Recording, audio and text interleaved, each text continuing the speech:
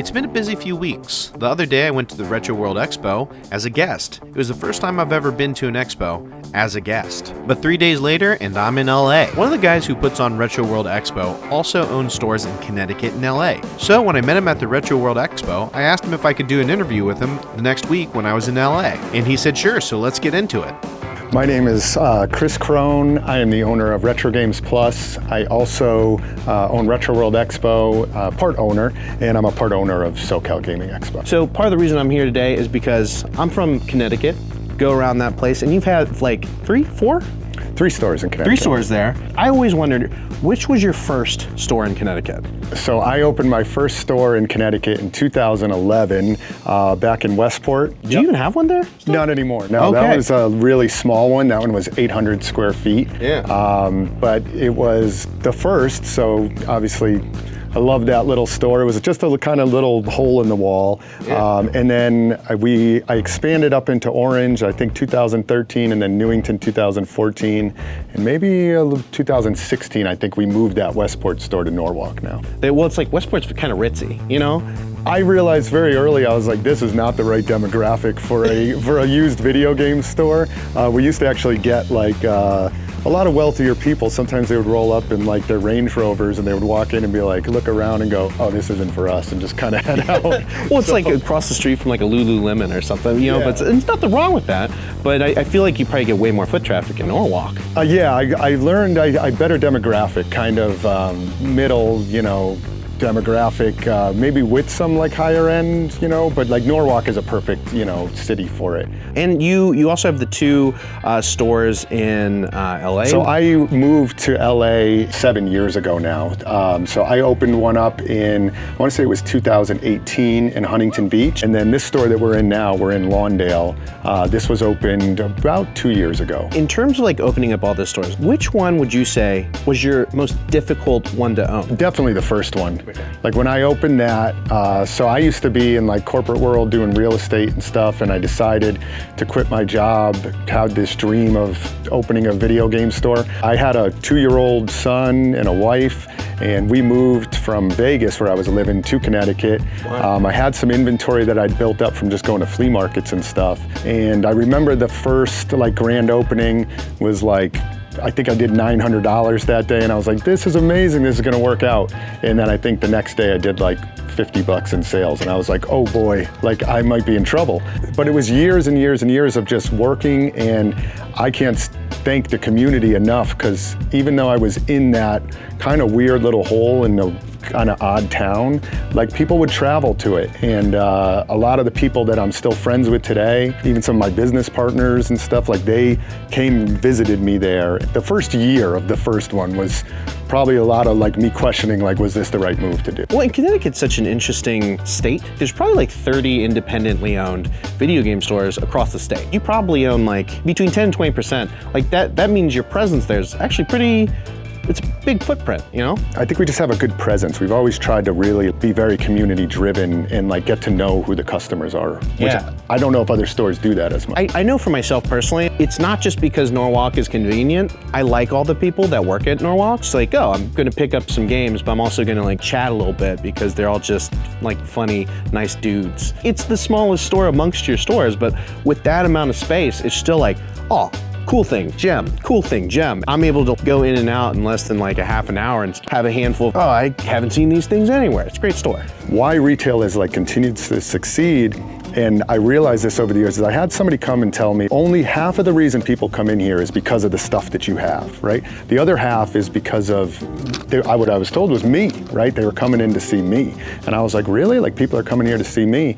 And it kind of changed my whole perspective on retail. They come in for the human interaction. That's why retail survives. You don't get that online, right? Yeah. When you just press a button, like there's no human interaction. And so I've always told my employees and managers, people are coming in because of you. And I can't can't be there all the time now, so they're gonna come in because of you, not me. I think that that's resonated out to the customer base, and they do, like you said, you come in to see those guys. They're all chill there. Yeah, they're chill people. Right, so it's important. I think it really is important to like connect with your customer base a lot. I've noticed you have like a bunch of really good stuff in the shop. Like, is this way because people are like trade-ins, or is it this way because you're like, oh, I went to this flea market, I went to this estate sale. Like, what's making this filled with this? So I still love to go out and hunt, and like I go out every single weekend. I go to the flea markets on Saturdays, I go to estate sales, but I do that because I love to do it, but I always say it's just a drop in the bucket now. Like if I find even big boxes of stuff, there's so much inventory to fill in here. I couldn't source enough to fill these stores anymore. So 95% of the inventory comes on trade. There's different tiers of collecting, you know, like I'm still at that tier where it's like, I find a Chrono Trigger, I'm like, yeah, you know, but like, I feel like you're probably at a tier where you're like, yes, I'll buy your entire collection from you. Or like, yes, I'll buy that one of one thing, you know? And clearly have an eclectic taste of a lot of stuff. Has being in this spot where you both own a store and have a little bit more disposable income allowed you to get things you never would have even thought of? Yes, I do still buy a lot of collections. I get emails to buy things. But for me personally, like I am much more into eclectic collecting is a good word for it. I only have so much room and so much space. So like, I don't have space to do like full sets of things. When I was at Retro World Expo, for instance, I bought stadium events. Oh, really? I'd been on the hunt for 10 plus years, and a guy that I knew found one in the wild, and he actually brought it there, and we did a transaction. So I flew home with that. That was just a few days ago. It's like sweat, you know? It's like that's the one where it's like, I can't put that in the checked baggage, you know, that's right on you. I got it in my backpack. Yeah, I carried that one. That didn't go in the checked baggage. We're living in a world where you're clearly into retro games, and you have a lot of physical media here. But as a lot of people know, a lot of different companies like the Xboxes, the PlayStations, they're making digital-only versions of their consoles. And maybe it's this next generation, maybe it's the generation after that, but at some point, there won't be physical inventory for retro and independent game stores to sell. So what are your thoughts on physical media, and like what have you done to future-proof your store? Future-proof is a tough one. I don't know, because you're right in that it probably will go digital.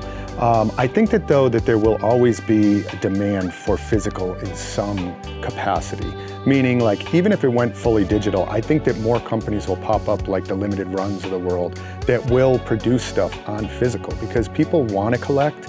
So they're gonna always want collector sets. They're gonna want something physical that they can have. So I think there will always still be an aspect of it. The longevity of what I sell, which is probably dating back 40, 50, sometimes even longer, physical stuff, if you go back to like comic books, right, like 100 years old. For a long time kind of thought maybe people won't want this stuff after a while. Like you didn't know, right? But now after doing it for, I don't know, 15 plus years, I haven't seen any reduction in people wanting it. In fact, it's more. People want to collect things. You might also see kind of like maybe a rubber band effect where like these companies do go digital only, and they go, let's try this digital only thing. And you might see like them go, maybe we should go back to physical. And you might see some of that takes place. Because even in like the world of, like there's VHS that is still being made, that's being put out.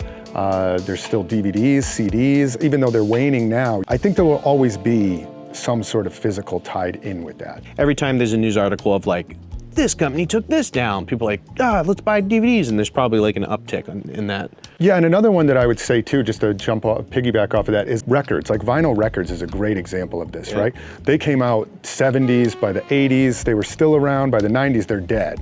Right? And you could go listen to any music you want on Spotify right now. But I feel like vinyl records like have a resurgence where they are more popular than ever.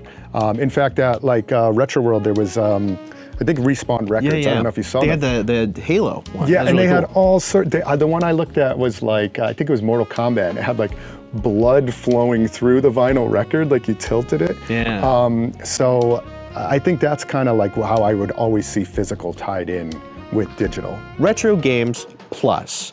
From where you started to where you are now, how much of the plus has been a part of your business? So when I started this, came up with that name probably in 2010 now, I did not realize how much the plus would mean to the stores. Yeah. It was originally retro games. I think at the time back then, I maybe sold some DVDs, and that was probably about it. It was probably all retro games and then maybe some DVDs. That was it. Over the years, I've added action figures, Pokemon cards, comic books, t-shirts. We've tried some things like tabletop games. We now have like a bigger anime section. We sell pops. So all these little things have been added on. So, and there's probably some others that I'm missing that we've tried. But if I had to give like a percentage, I would say that like retro games are still probably about 60 to 65%, maybe still even 70%. No, because Pokemon is pretty big. Pokemon cards are big. That's still an impressive number, that 30% of what you're selling, it's not all just video games. Right. And like as time goes on, you'll know what those percentages will be. Yeah, and I like it because it's a little bit more diversified. I always felt like 2011 when I started the store, it was like, the hot thing back then was Nintendo, Super Nintendo games. Like everybody wanted Nintendo, Super Nintendo. And I was like, oh man, this is tough running a business where like that's just your only thing you're selling is Nintendo and Super Nintendo games. So it's definitely like diversified quite a bit. But maybe, fingers crossed, that would be epic. I would love to do that. You used to be a store owner and now you're a part of the Pixel podcast, you know? Like you were a behind the scenes person and you're slowly becoming an in front of the scenes person. How has that changed your day to day, and like has that had an impact on your business? It has very much changed, not necessarily my day-to-day, because I wouldn't call myself a content creator. So I have friends like the Pixel Pod, although I'm on the Pixel podcast, so in a way I'm creating content. But that was kind of like I was invited on by people to be a part of that. Now I am a part of it. I'm not a YouTuber. I don't go out and create content necessarily. But it is, so day-to-day, not like necessarily, but like when I'm at shows and stuff and people come up and recognize me, it's, first of all, it's awesome. I love it. You know, it feels really good, and I love to meet people and chat with them. And when I hear like, oh, I love you on the podcast or something, like some of the best words to hear. I love it. It feels great. Yeah.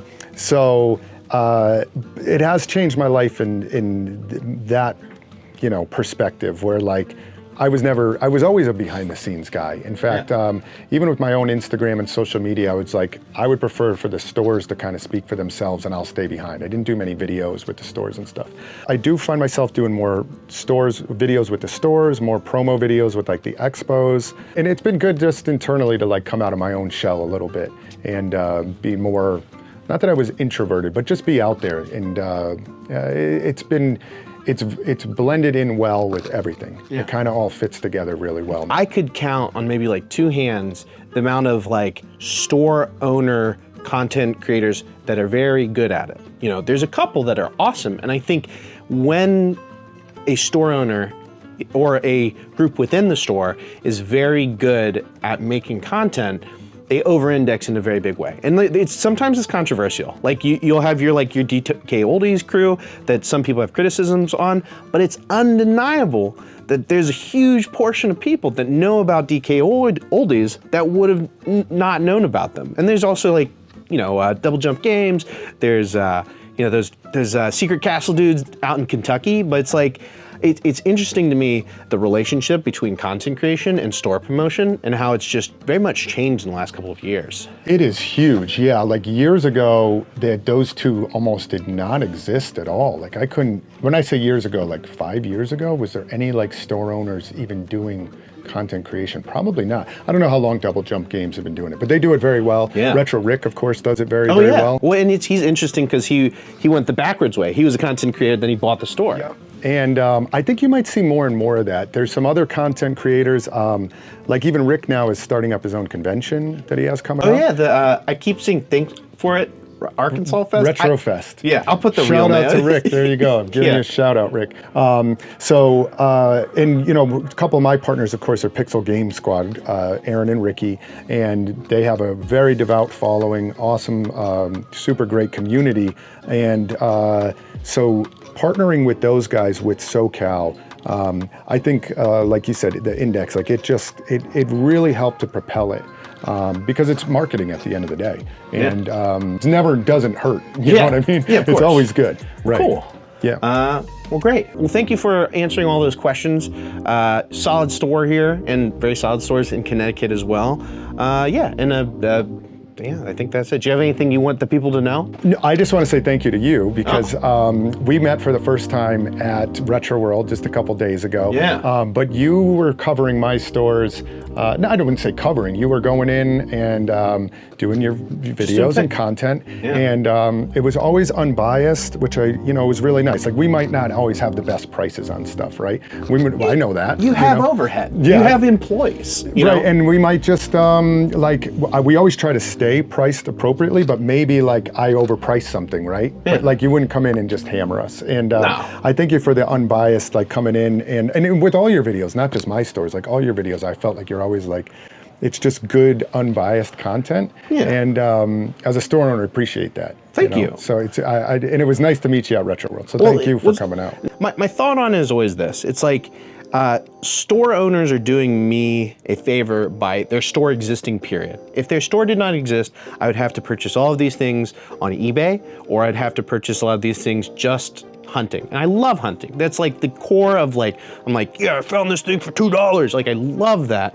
But you can't get a chrono trigger every day, So I think I'm very grateful for what store owners do. They build community. They're at the backbone of community. And it's like, yes, Discord exists. Yes, online community exists, but getting out there and touching faces is important. There's a relationship between people who love video games and people that sell video games. It's just necessary to be chill, Oh, yeah, I'm so glad you said all that because I think you nailed it on the head. And that's how I've always felt. Like when I first opened my store, people were like, oh, you're like a reseller. You're not one of us. And I'm like, no, wait, I like video games too. And the blending of resellers, when you call them resellers or stores, it's still the same community. Yeah. And I think they mesh really well together. And so that's why I say thank you to you because I think you understand. Well, thank you as well. Thank you, Paul. Oh, I appreciate and thank you. it. Thank you so much. Thank you. Yeah. It's a Okay, pleasure. cool. Yeah. Getting to talk to Kris was a real pleasure, but I went to California for more than just video games. I did a whole bunch of stuff while I was there, and I will be making quite a few videos on that. So stay tuned for one, my video where I actually go and buy some stuff from Retro Games Plus, and two, just a whole bunch of videos on other stuff too. Thank you for watching.